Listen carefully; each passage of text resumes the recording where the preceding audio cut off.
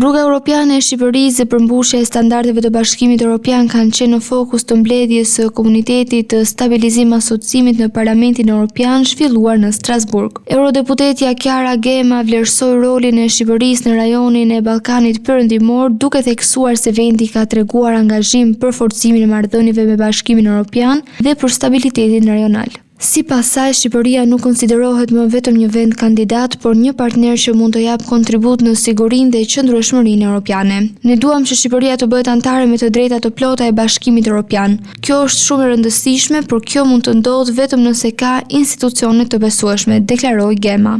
Në të njëjtin takim, deputeti i Partisë Demokratike Gazmend Bardhi vendosi në qendër të fjalës së tij çështjen e shtetit ligjor, duke deklaruar se prova kryesore e institucioneve është momenti kur drejtësia duhet të veprojë ndaj zyrave të larta.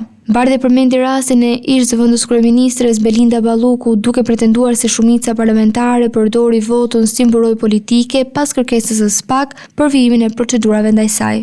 Sipas kreut të grupit parlamentar të PD-s në Shqipëri mbetet problem ndërhyrja e politikës në proceset e drejtësisë dhe mungesa e zbatimit të njëjtë të ligjit për të gjithë. Në fjalën e tij, para eurodeputetëve, Bardhi ngriti gjithashtu akuza për mënyrën se si po trajtohet lufta kundër krimit të organizuar dhe pastrimit të parave, duke pretenduar se sektor si ndërtimi dhe turizmi mund të përdoren për investime me burime të dyfishta financiare. Në fjalën e tij, para eurodeputetëve, Bardhi ngriti gjithashtu akuza për mënyrën se si po trajtohet lufta kundër krimit të organizuar dhe pastrimit të parave, duke pretenduar se sektor si ndërtimi dhe turizmi mund të përdoren për investime me burime të dyshimta financiare.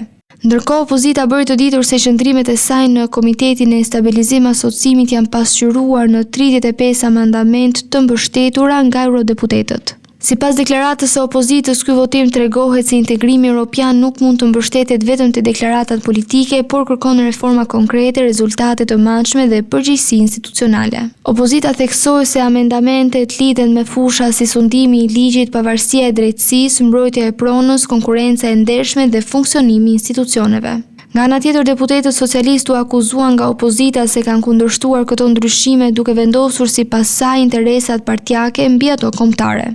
Diskutimet në Parlamentin Evropian vijnë në një periudhë kur reforma në drejtësi, lufta kundër korrupsionit dhe forcimi i institucioneve mbeten ndër kriteret kryesore për avancimin e Shqipërisë drejt anëtarësimit në Bashkimin Evropian.